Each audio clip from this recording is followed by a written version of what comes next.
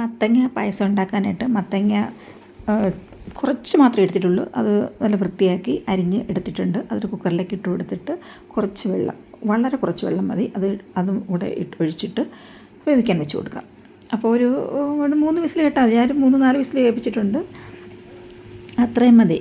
അത് എന്നിട്ട് പിന്നെ നമുക്കത് അരച്ചെടുക്കാം. ഞാനിപ്പോൾ അത് അരയ്ക്കണമെങ്കിൽ രാത്രിയിലാണ് ചെയ്യുന്നത്. അപ്പോൾ അരയ്ക്കണമെങ്കിൽ കുറേ സമയം എടുക്കും. കാരണം ഇത് ചൂടൊക്കെ പോകുന്നത് വരെ ഇരിക്കണം, വെയിറ്റ് ചെയ്യണം.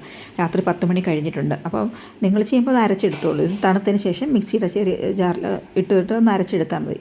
ജാറിൽ ഏതെങ്കിലും ജാറിലിട്ടിട്ട് അരച്ചെടുക്കുക. നന്നായിട്ട് അരച്ചെടുക്കണമെന്നേ ഉള്ളൂ. ഞാനിപ്പോൾ അത് അങ്ങനെ ചെയ്യുന്നില്ല, നന്നായിട്ട് ഉടച്ചെടുത്തിട്ടുണ്ട്. എന്നിട്ടൊരു പാത്രം അടുപ്പിൽ വെച്ച് കൊടുക്കുക, കുറച്ച് നെയ്യ് ഒഴിക്കുക. എപ്പോഴും പായസം വയ്ക്കുമ്പം നമ്മൾ അടി കട്ടിയുള്ള ഒരു പാത്രം വേണം എടുക്കാൻ. ഞാനിപ്പോൾ കട്ടിയുള്ള പാത്രം എടുത്തിരിക്കുന്നത്. ഇവിടെ മിക്കവാറും പായസം വയ്ക്കുമ്പോൾ ഇതിനകത്ത് തന്നെയായിരിക്കും വയ്ക്കുന്നത്. വലിയൊരു അളവിലൊന്നും വയ്ക്കുന്നില്ല, അതുകൊണ്ട് തന്നെ ഈ ഒരു പാത്രം മതിയാവും വയ്ക്കാനായിട്ട്.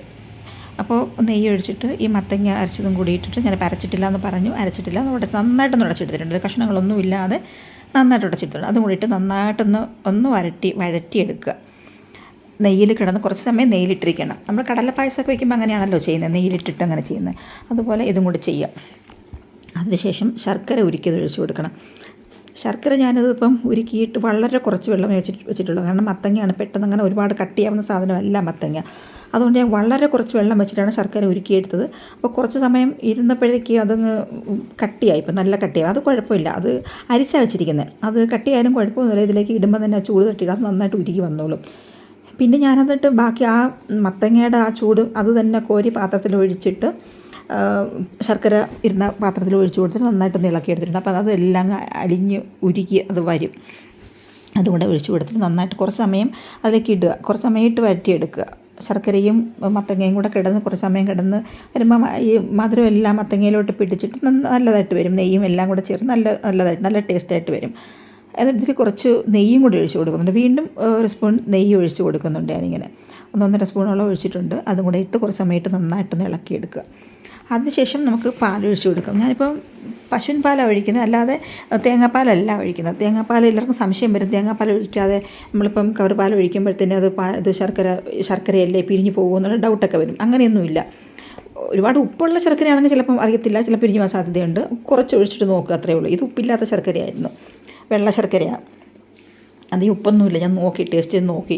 അപ്പോൾ കുറച്ച് പാൽ ഒഴിച്ചിട്ടുണ്ട്. അപ്പം ഇത് രാത്രിയിലാണ് ചെയ്യുന്നത്. രാത്രി ഒരു 10 മണിയൊക്കെ കഴിഞ്ഞ് ബിഗ് ബോസ് കാണുന്നതിൻ്റെ ഇടയ്ക്കാണ് ഇപ്പോൾ ഇതൊന്ന് ചെയ്യുന്നത്. അപ്പോൾ എനിക്ക് ഇത് അന്നേരം വെക്കണം തോന്നി. കുറേ ദിവസങ്ങളായിട്ട്, ഏതാണ്ട് ഒരു വർഷങ്ങളുണ്ടെന്ന് തന്നെ പറയാം, വെക്കണമെന്ന് വിചാരിക്കുന്നെങ്കിലും നടന്നിട്ടില്ല ഇതുവരെ. ഓണത്തിന് വെക്കണമെന്ന് വിചാരിച്ചു, നടന്നില്ല.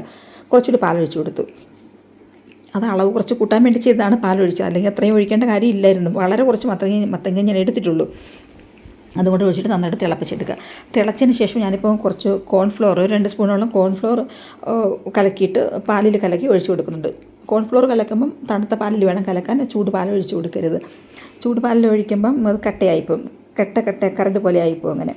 അപ്പോൾ അതും കൂടെ ഒഴിച്ചിട്ട് നന്നായിട്ട് ഇളക്കിയെടുക്കുക. അതപ്പോൾ അത് ഒഴിക്കുമ്പം കുറച്ച് കുറുകിയതുപോലെ തോന്നുന്നുണ്ടല്ലോ. അപ്പോൾ എനിക്ക് അത്രയും ലൂസ്, ഇത്ര കട്ടി വേണ്ടാൻ തോന്നിയിട്ട് കുറച്ച് ലൂസ് ആവാനായിട്ട് കുറച്ചുകൂടി ഞാൻ പാലൊഴിച്ച് കൊടുക്കുന്നുണ്ട്.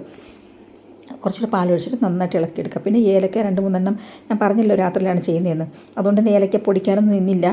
പിന്നെ അതുപോലെ അങ്ങ് ഇട്ട് കൊടുത്തു. ഏലക്ക ഇടുമ്പോഴാണ് പായസത്തിനൊരു മണം വരുന്നത്. പക്ഷേ അങ്ങനെ മണം വരണമെന്നുണ്ടെങ്കിൽ പൊടിച്ച് തന്നെ ഇടണം. മത്തങ്ങ അരച്ച് ചേർക്കണം, ഏലക്ക പൊടിച്ചിടുമ്പോഴാണ് നല്ല മണം വരുന്നത്. ഇപ്പോൾ ഞാൻ രാത്രിയിലാണ് അസമയമാണ് ചെയ്യുന്നത്, അതുകൊണ്ട് ഞാനത് പൊടിക്കാൻ നിന്നില്ല.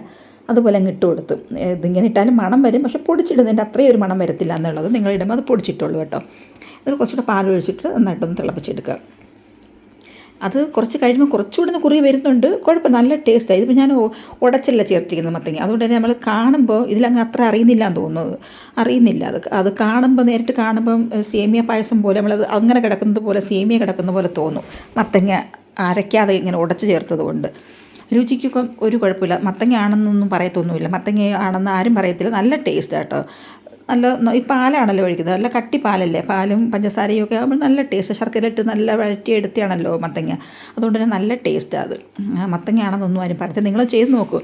പായസം എല്ലാവർക്കും ഇഷ്ടമുള്ള സാധനമല്ലേ പായസം, എല്ലാവർക്കും ഇഷ്ടമുള്ള സാധനം. എല്ലാവരും പിന്നെ അത് എന്ത് വെച്ചിട്ട് വേണമെങ്കിലും നമുക്ക് പായസം ഉണ്ടാക്കിയെടുക്കാൻ പറ്റും. അപ്പം നിങ്ങൾ ചെയ്ത് നോക്കൂ. എന്നും ഒരുപോലെ കൂടി നല്ല ചൂടാണ്. ഞാൻ ലൈവായിട്ട് സൗണ്ട് കൊടുത്തതിന്, അപ്പോഴത്തേനാണ് പിന്നെ ബിഗ് ബോസിൻ്റെ സൗണ്ടും ടി വിയുടെ സൗണ്ടൊക്കെ വളരെ ഉറക്കെ കേൾക്കുന്നുണ്ട്. പിന്നെ അത് മാറ്റിയിട്ടാണ് ഇത് കൊടുത്തത്. അപ്പോൾ ഇത്രയേ ഉള്ളൂ കേട്ടോ. ഓക്കെ.